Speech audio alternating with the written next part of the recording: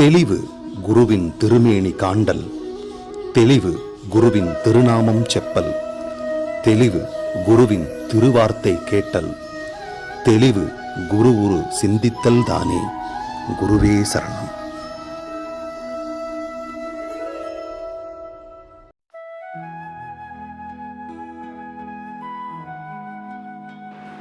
வணக்கம், நான் உங்க ஆத்ம நண்பன் பேசுறேன். பிரம்மஸ்ரீ தவத்திரு திருச்சிற்றம்பல சாது சித்தர் என்னோட குருநாதர் அவர்களுடைய மலர் பாதங்களை வணங்குறேன்.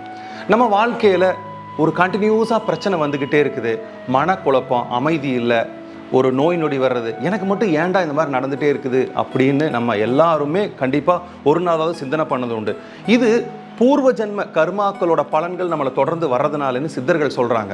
ஆனால் அதே சித்தர்கள் இந்த பூர்வ ஜென்மா கர்மா நமக்கு இந்த ஜென்மத்தில் தொடர்ந்து வரும்போது இதை கரைக்கிறதுக்கு, டிசால்வ் பண்ணுறதுக்கான சில குறிப்புகளை சொல்லிட்டு போயிருக்காங்க.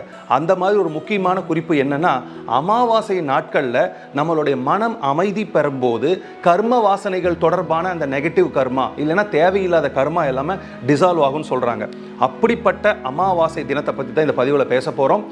வர்ற 18/3/2026 மார்ச் மாதம் இந்த அமாவாசைக்கு ஒரு சிறப்பு என்னென்னா, இது பங்குனி மாதத்தில் வரக்கூடிய அமாவாசை. தமிழ் மாதங்களை நீங்கள் கணக்கெடுத்தீங்கன்னா, வருடத்தை கணக்கெடுத்தீங்கன்னா இது கடைசி அமாவாசை. இந்த அமாவாசைக்கு என்ன ஒரு சிறப்புனா, எப்படி புரட்டாசி மாதத்தை எப்படி ஒரு அமாவாசை சிறப்பாக கொண்டாடுறோமோ அதே மாதிரி பங்குனி மாதத்தோட இந்த அமாவாசை சிறப்பாக கொண்டாடுறோம். நிறையா விழாக்கள் வைப்பாங்க, நிறைய ஃபங்க்ஷன்ஸு, எஸ்பெஷலி மாரியம்மன் கோயில், அம்மன் கோயில் எல்லாம் வைப்பாங்க. இதை வந்து பார்த்திங்கன்னா சைத்திர அமாவாசைன்னு சொல்லுவாங்க, பால்குண அமாவாசைன்னு சொல்லுவாங்க. ஒரு சின்ன கன்ஃபியூஷன்ஸ் கூட இருக்கும். ஏன்னா இந்த சைத்திர மாதம் முடியும் போது இந்த அமாவாசை வரும், அடுத்தது பால்குண மாதம் ஆரம்பிக்கும் போதும் வர்றதுனால ஒரு கன்ஃபியூஷன். ஆனால் சித்தர்கள், யோகிகள், ஞானிகள்லாம் என்ன சொல்றாங்கன்னா சைத்திர அமாவாசைன்னு எடுத்துக்கோங்கன்னு சொல்றாங்க. ஒரு சிலர் பால்குண அமாவாசைன்னு எடுத்துக்கிறாங்க. அதெல்லாம் பிரச்சனை இல்லை. சரி, இந்த அமாவாசையில நான் என்ன பண்ணணும் சாதாரணமா அப்படின்னா, இது யோகிக் சயின்ஸ், அதாவது யோக அறிவியலாகவும் சொல்றேன், ஒரு பொதுப்படையான விஷயமாகவும் சொல்றேன். ரெண்டுலையும் நீங்க கவனம் வச்சுக்கோங்க, நம்பிக்கை இருக்கும் பட்சத்தில். இப்போ இந்த அமாவாசை நாளில் வந்து பார்த்துட்டீங்கன்னா நம்ம மனம் வந்து நோ ஸ்டேட்டுக்கு போகுது, அதாவது பூஜ்ய நிலைக்கு போகுதுன்னு சொல்லுவாங்க. இந்த நோ ஸ்டேட்ல வந்து இது யோகிக் கல்ச்சர்ல வந்து சூன்ய நிலைன்னு கூட சொல்றாங்க.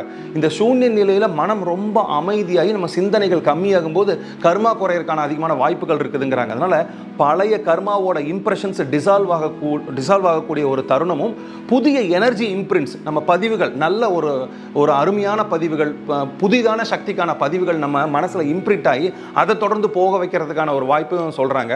மனம்னாலே சந்திரன். அதனால இந்த மனம் அமைதியா சந்தோஷமா இருக்கிற நேரத்தில் நீங்க தியானம் தவங்களில் ஈடுபடும் போது அது 10 மடங்கு பவர்ஃபுல்லா இருக்குன்னு சொல்றாங்க. ரொம்ப முக்கியமான விஷயம், கர்மா கரையக்கூடிய ஒரு அருமையான நாள் இது. அதனால இதை விட்டுறாதீங்க. இன்னொன்று, யோக கலாச்சாரத்தில் பார்த்தீங்கன்னா நாடி சமநிலை கிடைக்குது. எப்பவுமே நமக்கு வந்து இடகலைப்பிங்களை மாறி மாறி போயிட்டு இருக்கிறதுனால நமக்கு வந்து வாழ்க்கையில இன்ப துன்பங்கள் சமம் இல்லாமல் இருந்துட்டு இருக்கும். ஆனால் இதில் வந்து சூக்ஷ்ம நாடி வேலை செய்யக்கூடிய ஒரு அற்புதமான நாள். பிரபஞ்சமே நமக்கு ஒரு அற்புதத்தை கொடுத்துருக்கு. அதனால இந்த நாளில் சூக்ஷ்ம நாடி வேலை செய்யும்போது நீங்கள் பொருள் தன்மைக்கும் போக மாட்டீங்க, உடல் தன்மைக்கும் போக மாட்டீங்க, ரெண்டும் இல்லாத ஒரு தியான நிலைக்கு இருப்பீங்க. இந்த சமயத்தில் நீங்கள் எந்த சாதனை பண்ணாலும் அது 10 மடங்கு நமக்கு ஒரு அற்புதமான பலன்களை கொடுக்கும். இதை வந்து நான் இன்னும் அழகாக சொல்லணும்னா தியானத்திற்கான கோல்டன் டைம்னு சொல்லுவேன். இது மட்டும் இல்லாமல் ஜென்ரலாக ஒரு நம்பிக்கை, உங்களுக்கு முன்னோர்களை பற்றி உங்களுக்கு நம்பிக்கை இருந்ததுன்னா முன்னோர்களோட அந்த எனர்ஜி கனெக்ஷன் கிடைக்கக்கூடிய நாளாகவும் இந்த நாள் இருக்குது. சரி, இவ்வளோ விஷயங்கள் இருக்குது. இந்த நாளில் நான் என்ன பண்ணணும், என்ன பண்ணக்கூடாது ரொம்ப முக்கியம். ஸோ இந்த நாளில் காலையில் நேரமாக எந்திரிச்சு எப்பவும் போல் நீங்கள் குளித்து புறப்பட்டுட்டு, ஒருவேளை உங்கள் வீட்டு பக்கத்தில் ஒரு ஆற்றங்கரையோ குளமோ ஏரியோ இருந்துச்சு, அது கோயில் பக்கம் இருந்துச்சுன்னா ரொம்ப சந்தோஷம். அங்கே போய் நீங்கள் குளித்து புறப்பட்டுக்கலாம், கோயிலுக்கு போயிட்டு வரலாம். அன்னைக்கு காலையில் விரதம் இருந்து மதியம் நீங்கள் உங்களோட பித்திருக்களுக்கு அந்த பித்திரு காரியமெல்லாம் பண்ணிட்டு அவங்களுக்கான அந்த சாதமெல்லாம் படைச்சி, எள்ளு சாதமெல்லாம் படைச்சி முடிச்சுட்டு நீங்கள் இருந்தீங்கன்னா ரொம்ப ரொம்ப நல்லது. இது ஒரு பொதுவான கருத்து. அன்னைக்கு யாரு கூடயும் ஒரு பேச்சுவார்த்தை இல்லாமல், ஆர்குமெண்ட் பண்ணாமல் உங்கள் பித்திருக்களை மட்டும் கவனம் வச்சு முன்னோர்களுக்கு தேவையான பூஜை முறைகளை முடிக்கலாம்.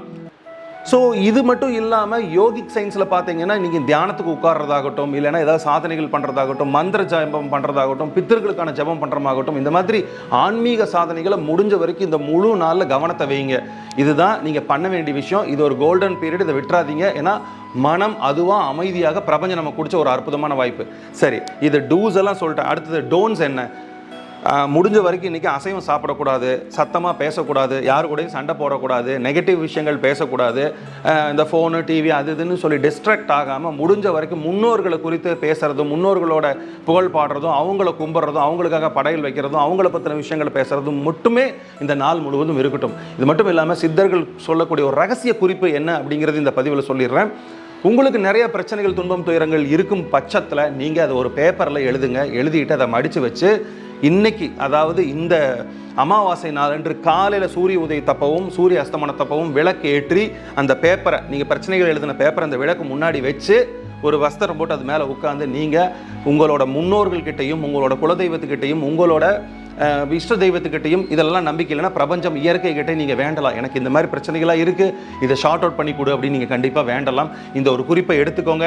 இது பால்குண அமாவாசையாக இருக்கலாம், சைத்திர அமாவாசையாக இருக்கலாம், இல்லை இது பேர்கள் என்ன வேணா இருக்கட்டும், ஆனால் அதனோட சக்தி மாறுபட போகிறதே இல்லை.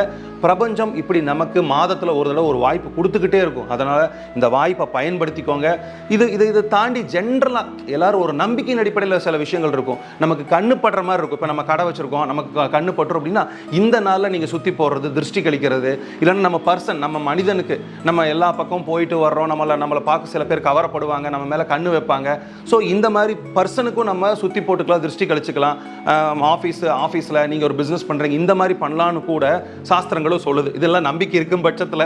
ஆனால் நான் ரொம்ப முக்கியமாக கவனித்து உங்களை பார்க்க சொல்ல போகிறது யோக கலாச்சாரத்தோட ரீசன்ஸ் மட்டும்தான். முடிஞ்ச வரைக்கும் இன்றைக்கி யார் கூட பேசாமல் மௌன விதம் இருந்து நீங்கள் சாதனாக்களை எந்த அளவுக்கு அதிகமாக பண்ணுறீங்களோ அந்த அளவுக்கு கர்மா டிசால்வேஷனும் இருக்கும். நீங்கள் யோகத்திலையும் மேன்மேலும் வளர்ந்து போகலான்னு சொல்லிட்டு இன்னொரு நல்ல சந்தர்ப்பத்தில் சந்திக்கிறேன். நன்றி, வணக்கம், குருவே சரணம். இருங்க போயிடாதீங்க. ஒரு முக்கியமான விஷயம், நாளைக்கு நீங்கள் ஆஃபீஸ் போகிறீங்க, அங்கேயும் பிஸியாக இருப்பீங்க.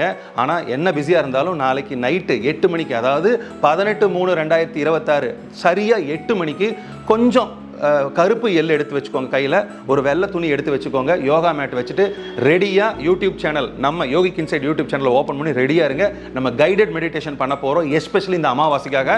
அதை மிஸ் பண்ணிடாதீங்க, எங்கூட இணைஞ்சிருங்க.